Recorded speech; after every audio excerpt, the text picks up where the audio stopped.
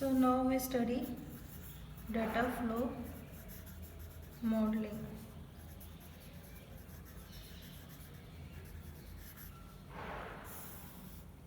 अभी तक हम बिहेवियरल मॉडलिंग पढ़ चुके हैं। उसमें हमने सीक्वेंशियल कंट्रोल स्टेटमेंट्स पढ़ी थी, जिसमें कंडीशनल कंट्रोल स्टेटमेंट्स थी, आइटरेटिव कंट्रोल स्टेटमेंट्स थी। कंडीशनल कंट्रोल में हमने पढ़ा था इफ़ स्टेटमेंट्स यूज़ करने, केस स्टेटमेंट्स यूज़ करने, एंड आइटरेटिव में हमने पढ़ा for loop, simple loop, while loop, इस तरह से। तो अब हम पढ़ेंगे कि डाटा फ्लो मॉडलिंग कैसी होती है। तो बिहेवियरल में हमने देखा था कि प्रोसेस स्टेटमेंट हम यूज़ करते थे, प्रोसेस बिगिन करते थे, उसमें सारी स्टेटमेंट्स डिफाइन करते थे। और हमने पढ़ा था कि प्रोसेस स्टेटमेंट खुद तो कॉन्करेंट है, खुद मतलब प्रोसेस स्टेटमेंट के साथ जो हम सेंसिटिविटी लिस्ट डालते हैं, उस पे जब भी कोई इवेंट होता है तब हमारे अंदर का प्रोसेस एग्जीक्यूट, मतलब प्रोसेस के अंदर की स्टेटमेंट्स एग्जीक्यूट होती हैं, राइट। और जो अंदर इक्वेशंस एग्जीक्यूट होती हैं वो सब सिक्वेंशियली ऑर्डर में होती हैं, मतलब सिक्वेंशियल असाइनमेंट होती है उनमें। मतलब आपने जो भी स्टेटमेंट्स लिखी हुई हैं उनका सिक्वेंशियल ऑर्डर में होता है। तो वहाँ पे आप स्टेटमेंट्स जिस ऑर्डर में लिखोगे वो आपके लिए बहुत इम्पोर्टेंट है। पर डाटा फ्लो मॉडलिंग में कैसे हम जब कोडिंग करते हैं, तो डाटा फ्लो मॉडलिंग में हमारे जो असाइनमेंट स्टेटमेंट असाइनमेंट्स होती हैं वो कॉन्करेंट होती हैं।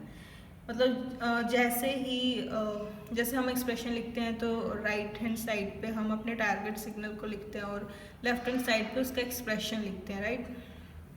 जैसे हमने देखा था कि जैसे मान लो कोई भी रैंडम सिग्नल है ए इज़, हम ऐसे ही असाइनमेंट करते हैं, राइट, बी एंड सी।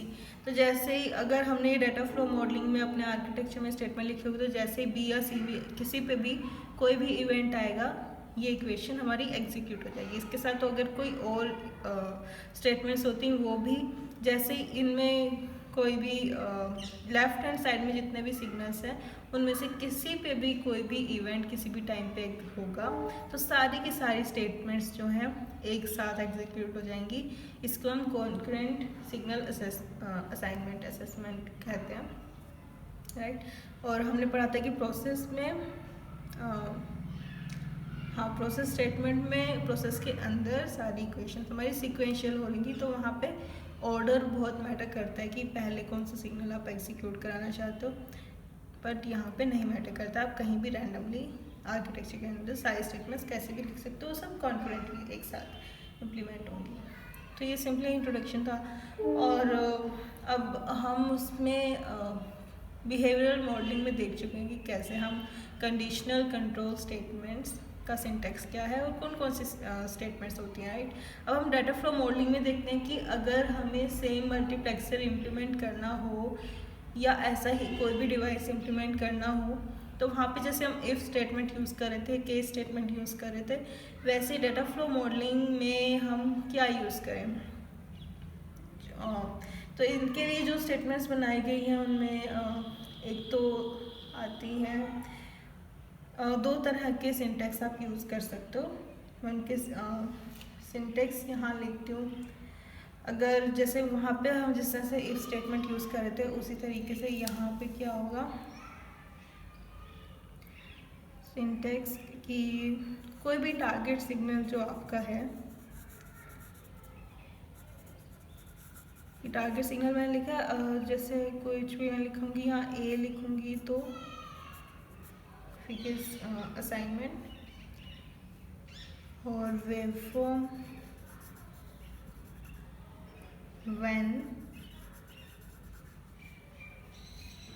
ये एक ही लाइन में आप लिख सकते हो, पेपर जगह नहीं तो मैं यहाँ लिख रही हूँ, बूलियन एक्सप्रेशन, ठीक है, एल्स। ये इफ स्टेटमेंट का सप्लीमेंट है यहाँ पे डाटा फ्लो मॉडलिंग में, कि वहाँ पे अगर इफ स्टेटमेंट यूज़ करते हैं उसकी जगह आप ये कर सकते हो कि जैसे अगर मैं मल्टीप्लेक्सर अगर इम्प्लीमेंट कर रही हूँ, तो वहाँ पे मल्टीप्लेक्सर में हमारे पास 4 आउटपुट्स हैं। अगर 1:4 मल्टीप्लेक्सर में बना रही हूँ, सॉरी मल्टीप्लेक्सर में सिंगल आउटपुट होता है और मल्टीपल इनपुट्स होते हैं, राइट।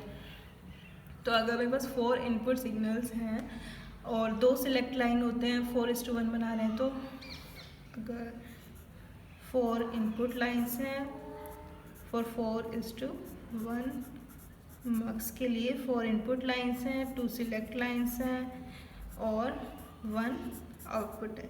याद होगा तो इनपुट हम ले रहे थे कि I3, I2, I1, I0 आप कंसीडर कर लो, और सिलेक्ट लाइन्स को हमने S1, S0 मान लिया था और आउटपुट को हम Y मान लेते हैं। तो मैं कैसे लिखूँगी कि Y is assignment waveform I3, इस जगह पे मैं I3 लिखूँगी when और इसमें आप इन्वर्टेड कोमास लगा के S1, S0 की वैल्यू लिख दोगे, या फिर आप सिंपल लिख दोगे कि when सीधा ही लिख देना कि S1 = 0 and S0 again sorry, अगर मैंने अभी बोला कि Y signal assignment Y is I3 तब होता है जब दोनों सिलेक्ट लाइन्स 1 हो, तो I will write I3 when S1 is 0, S1 is 1 and S0 is 1। उसके बाद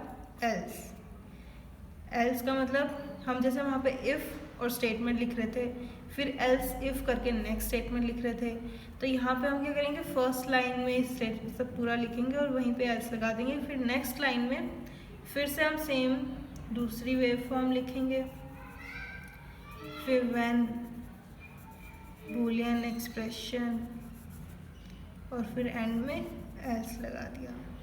ठीक है, तो I3 when S1 is 1 and S0 is 1 else I2, next line में I2 when S1 is 1 and S0 is 0 else, then एक और line आएगी, there will be I1 when S1 is 0, S0 is 1 else, फिर से last line आएगी हमारी I0 when S0 is 1 and S1 is 1। तो चारों लाइन्स मैंने बता दी हैं। उसके बाद 4 ही केस पॉसिबल हो सकते हैं 2 सिलेक्ट लाइन्स के साथ, तो चारों केसेस हमने लिख दिए। उसके बाद आप स्टेटमेंट क्लोज कर दोगे and then you close the architecture by and architecture, right. यहाँ पे डाटा फ्लो मॉडलिंग में कोई प्रोसेस का सीन नहीं है, आप सिंपली आर्किटेक्चर लिखोगे, आर्किटेक्चर पूरा लिखोगे, आर्किटेक्चर का name of entity name is begin and then आप लिखना स्टार्ट कर दोगे। Target signal here is Y waveform I3 when S1 is 0, you will be writing it under inverted commas, यहाँ पे नहीं, ये सिर्फ 0 सिंगल बिट है ना, बताया था सिंगल बिट के लिए सिंगल इन्वर्टेड कोमास और डबल बिट के लिए double inverted commas. So S1 is 0 and S1 is 1 and S0 is 1 else, ठीक है। फिर हम यहाँ लिखेंगे I2 when S1 is 1 and S0 is 0 else I1 when, फिर से ऐसे करना, ठीक है। तो ये हमने पढ़ा आज, हमने इफ स्टेटमेंट के सब्स्टिट्यूट देखा कि हम डाटा फ्लो मॉडलिंग में किस तरह से अपने if statement conditional control statements कैसे यूज़ करते हैं। Okay, thank you.